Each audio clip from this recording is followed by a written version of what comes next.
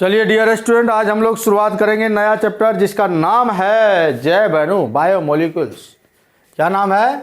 जैव अणु। याद रखिएगा, जैव अणु, बायोमोलिक्यूल्स। जैव अणु को इंग्लिश में क्या बोलते हैं? बायोमोलिक्यूल्स।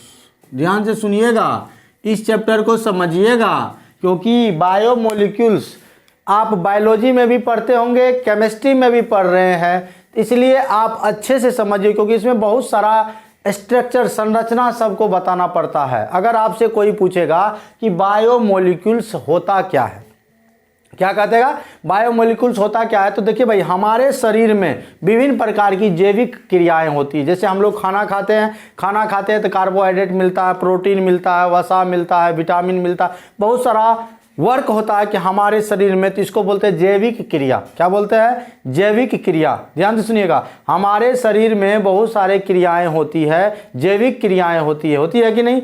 ध्यान से सुनिएगा, जैसे हम लोग खाना खाते हैं, ग्रसनी होते हैं, अमाशय होते हैं, जो भोजन जाता है, भोजन पचता है, बहुत सारा एंजाइम्स मिलता है, पित्ताशय से पित्त थैली मिलता है, तो बहुत सारा प्रोसेस होता है। इस प्रोसेस को नाम है जैविक क्रिया। तो जैविक क्रिया में जो भी भाग लेने वाले जटिल यौगिक हैं, जैविक क्रिया में भाग लेने वाले जटिल यौगिक को बायोमोलिक्यूल्स यानी जैव अणु कहते हैं। जैविक क्रिया में भाग लेने वाले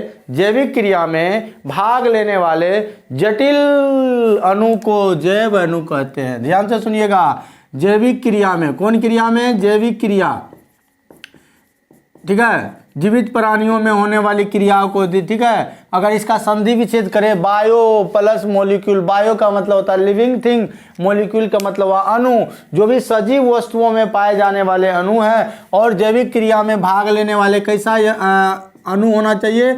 जटिल अणु को हम लोग क्या बोलते हैं? जैव अणु बोलते हैं। जैविक क्रियाओं में भाग लेने वाले जटिल यौगिक को जैव अणु कहते हैं। जैसे आप याद रखिएगा, इसमें आपका क्या क्या यूज हो सकता है? कार्बोहाइड्रेट हो सकता है, क्या हो सकता है? कार्बोहाइड्रेट होगा, विटामिन होगा, क्या होगा? विटामिन होगा, वसा होगा, एंजाइम होगा, है ना, बहुत सारा कार्बोहाइड्रेट में ये है। दूसरी बात आता है कि कार्बोहाइड्रेट होता क्या है।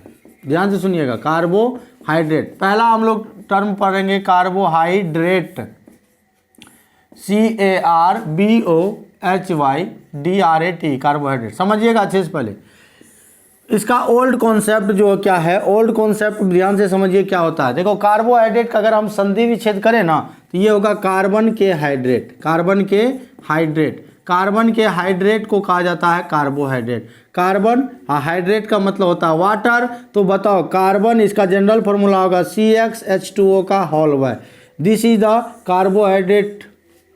यानी पहले हम लोग, पहले पुराने ज़माने में, यानी पहले जो वैज्ञानिक थे वो बोले थे कि कार्बन के हाइड्रेट को कार्बोहाइड्रेट कहते हैं, यानी जिसका फॉर्मूला होना चाहिए, सामान्य सूत्र होना चाहिए CxH2O का होल बाय। क्या होना चाहिए? CxH2O का होल बाय, उसको हम लोग बोलते हैं कार्बोहाइड्रेट। उसको क्या बोलते हैं? कार्बोहाइड्रेट। तो कार्बन के हाइड्रेट को, जैसे अगर भैया मान ले भाई, हमने लिया ग्लूकोज, ध्यान से सुनिए, हमने क्या लिया? ग्लूकोज, C6H12O6 होता है। अगर हम इसको सजाना चाहेंगे तो C6H2O का होल 6 होगा कि नहीं होगा? होगा ना। तो यानी कार्बन के हाइड्रेट को, लेकिन ये डिफिनेशन गलत हो गया, फेल्योर हो गया। कैसे? वो दो कंडीशन में, पहला कि आप देखो भाई, कुछ ऐसा कार्बोहाइड्रेट है जो इस फार्मूला को शो नहीं करेगा, इस फार्मूला का पालन नहीं करेगा, लेकिन वो कार्बोहाइड्रेट है। लेकिन कुछ ऐसा मॉलिक्यूल, कुछ ऐसा अणु है जो इस फार्मूला को पालन कर रहा है, लेकिन कार्बोहाइड्रेट नहीं है। आप कहिएगा सर कौन कौन है ऐसा?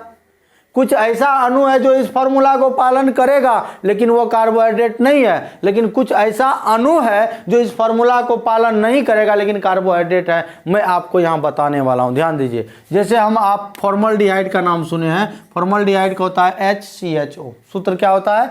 HCHO। ये आपका फॉर्मल्डिहाइड का होता है। तो बताओ, यहाँ कार्बन का एगो 1, हाइड्रोजन का एगो 2, ऑक्सीजन का एगो A, तो यहाँ 1, यहाँ 1। बताओ, CxH2O का होल बाय। बताइए, ये फॉर्मूला को फॉलो किया कि नहीं किया?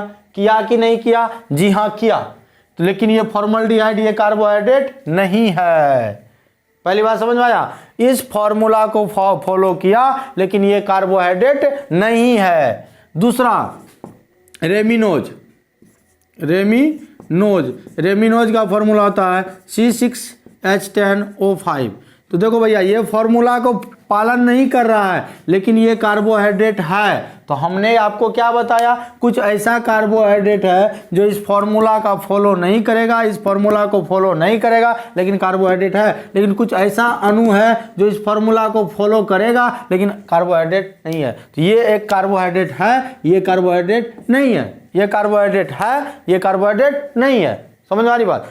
अब न्यू कॉन्सेप्ट क्या आया कि मॉडर्न कॉन्सेप्ट क्या आया, मॉडर्न को आप समझिए, नया कॉन्सेप्ट क्या कहेंगे।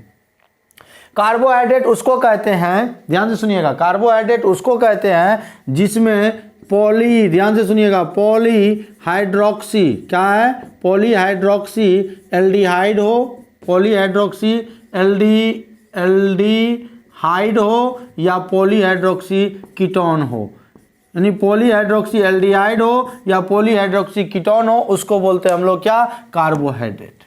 जैसे पॉली का मतलब बहुत सारा, हाइड्रोक्सी का मतलब होता है अल्कोहल ग्रुप, OH ग्रुप, और एल्डिहाइड का मतलब होता है CHO, होता है ना। तो पॉली मतलब बहुत सारा, जिसे 2 से अधिक OH रहेगा और उसमें एल्डिहाइड होगा, उसको हम लोग क्या बोलते हैं, कार्बोहाइड्रेट। उसको क्या बोलेंगे, कार्बोहाइड्रेट। उसको क्या बोलेंगे, कार्बोहाइड्रेट। अब आते हैं, यहां तक अगर आपको दिक्कत ना हो, आते हैं कार्बोहाइड्रेट का वर्गीकरण पे। क्या आते हैं, कार्बोहाइड्रेट को बांटा जाता है, कार्बोहाइड्रेट का वर्गीकरण अगर हम लोग पढ़ेंगे तो इसको 3 भागों में बांटा गया है। कितने भागों में, 3 भागों में। पहला मोनोसेकेराइड, पहला क्या बोलेंगे, मोनोसेकेराइड, क्या बोलेंगे, मोनोसेकेराइड। दूसरा होगा डाइसेकेराइड, क्या बोलेंगे, डाइसेकेराइड। और तीसरा होगा polysaccharide, polysaccharide, polysaccharide. Monosaccharide, disaccharide, polysaccharide, monosaccharide, disaccharide, polysaccharide. Carbohydrate कितने भागों में बांटा गया बताओ, 3। Monosaccharide, disaccharide, polysaccharide. मोनो का मतलब हुआ कि वैसा 1 नंबर, ये 1 नंबर का मैं अभी आपको समझा रहा हूं, ध्यान से सुनिएगा। मोनोसेकेराइड उसको कहते हैं कि जिसका जल अपघटन नहीं होता है, यानी वे कार्बोहाइड्रेट जिसे आप जल अपघटित नहीं कर सकते हैं, उसको क्या बोलेंगे, मोनोसेकेराइड। जैसे आप ले लो एग्जांपल में ग्लूकोज, C6H12O6, ये क्या है भाई, ये ग्लूकोज है, ग्लूकोज आपका मोनोसेकेराइड है। C6H12O6 ये आपका फ्रुक्टोज है, ये क्या है, फ्रुक्टोज है। फॉर्मूला समान होता है, याद रखिएगा, फॉर्मूला से आपको टेंशन नहीं लेना है। ये आपका फ्रुक्टोज है, ये आप ले लो C6H12O6, ये आपका गैलेक्टोज है, गैलेक्टोज है। तो बताओ, ग्लूकोज, फ्रुक्टोज और गैलेक्टोज, ये तीनों का फॉर्मूला समान है, लेकिन इसका जल अपघटन करके इससे और सरल अणु में नहीं बदल सकते हैं। इसी को हम लोग बोलते हैं मोनोसेकेराइड। ध्यान से सुनिएगा, क्या बोलेंगे उसको, मोनोसेकेराइड। और वो एग्जाम्पल कौन कौन है, ग्लूकोज, फ्रुक्टोज, गैलेक्टोज। एग्जाम में पूछेगा कि बताइए मोनोसेकेराइड कौन है, ग्लूकोज भी है, फ्रुक्टोज भी है और गैलेक्टोज भी है। अगर ऐसा ऑप्शन में रहेगा तो आप क्या करोगे, टिक मार दोगे। दूसरा देखो भाई क्या है, डाइसेकेराइड। डाई का मतलब क्या होता है, 2, यानी कि जिसका जल अपघटन करेंगे, यानी वे कार्बोहाइड्रेट जिसे जल अपघटित करने पर 2 मोनोसेकेराइड प्राप्त होता है। क्या को मोनोसेकेराइड देगा, 2, उसको क्या बोलेंगे, डाइसेकेराइड। क्या बोलेंगे उसको, डाइसेकेराइड। क्या बोलेंगे उसको, डाइसेकेराइड। तो इसमें आपको 3 एग्जाम्पल याद रखना है। सुक्रोज, फॉर्मूला होता है C12H22O11, C12H22O11। दूसरा आपको याद रखना होगा माल्टोज, C12H22O11। तीसरा लैक्टोज, फॉर्मूला क्या होता है, C12H22O11।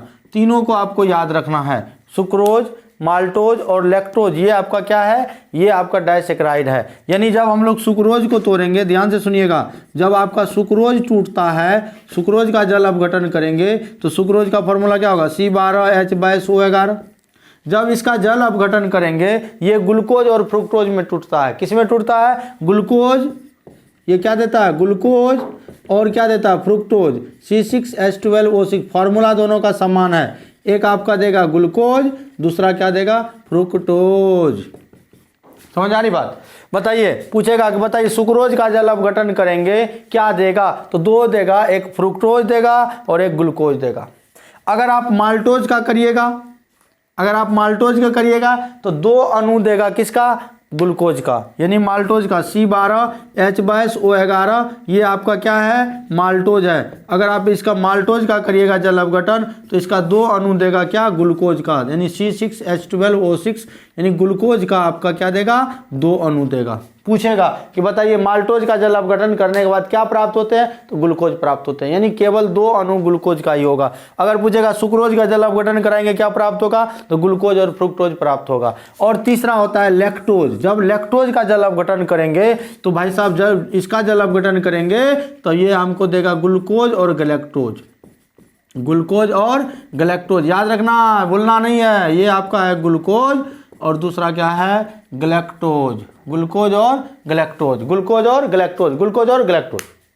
मोनोसेक्राइड हुआ जिसका जल अपघटन नहीं कर सकते, डाइसेक्राइड हुआ जिसका जल अपघटन करेंगे, 2 को मोनोसेक्राइड देगा, ये भी आपका मोनोसेक्राइड, ये भी आपका मोनोसेक्राइड, 2 मोनोसेक्राइड देगा, उसको बोलेंगे डाइसेक्राइड। और अगर पोली पूछेगा तो जिसका जल अपघटन करेंगे अधिक संख्या में, अत्यधिक संख्या में मोनोसेक्राइड प्राप्त होगा, उसको बोलेंगे पॉलीसेक्राइड। जिसमें एग्जाम्पल में याद रखना, पॉलीसेक्राइड में आप याद रखना स्टार्च, क्या याद रखोगे, स्टार्च, सेल्यूलोस, सेल्यूलोस, ठीक है, starch, cellulose, glycogen, glycogen, etc., बहुत सारा एग्जाम्पल है। तो बताइए अगर आपको कार्बोहाइड्रेट से रिलेटेड कोई चीज़ का दिक्कत है तो बताइए, क्या फॉर्मल्डिहाइड कार्बोहाइड्रेट है, जी नहीं। क्या फॉर्मल्डिहाइड कार्बोहाइड्रेट है, नहीं। क्या रेमिनोज है, जी हाँ है, ठीक है। पॉलीहाइड्रोक्सी एल्डिहाइड और कीटोन को क्या बोलते हैं, कार्बोहाइड्रेट बोलते हैं। बताओ कार्बोहाइड्रेट का सूत्र कैसा होता है, CxH2O का होल बाय होता है। हमारे शरीर के अंदर जैविक क्रियाएं होती है, जैविक क्रिया में भाग लेने वाले जटिल अणु को क्या बोलते हैं, क्या बोलते हैं, जैव अणु बोलते हैं। यानी इस चैप्टर में हम लोग कार्बोहाइड्रेट के बारे में, विटामिन के बारे में, खनिज लवण के बारे में, वसा के बारे में, न्यूक्लिक अम्ल के बारे में, इस सब के बारे में, एंजाइम के बारे में चर्चा करेंगे। और बताओ यहाँ तक में किसी को कोई दिक्कत है तो आप पूछ सकते हैं, आप कमेंट के माध्यम से बता सकते हैं। चलिए फिर मिलते हैं नेक्स्ट वीडियो में, तब तक आप इसको देखते रहिए। मिलते हैं फिर नेक्स्ट वीडियो में। जय हिंद।